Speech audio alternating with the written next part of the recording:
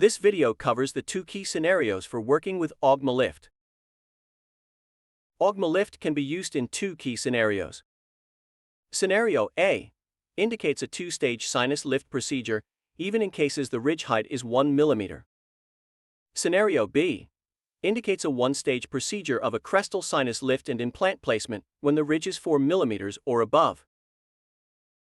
In Scenario A, a two-stage procedure is performed. In the first stage, we perform bone augmentation for increasing the ridge height and wait a period of 5 to 6 months for recovery. In the second stage, we perform additional bone augmentation and implant placement. In Scenario B, we have enough bone height to perform the implant placement, and we make the procedure in one stage. In this situation, we perform the sinus filling and implant placement at the same procedure. The steps for every scenario start from the assessment phase to the implant placement and follow-up phase.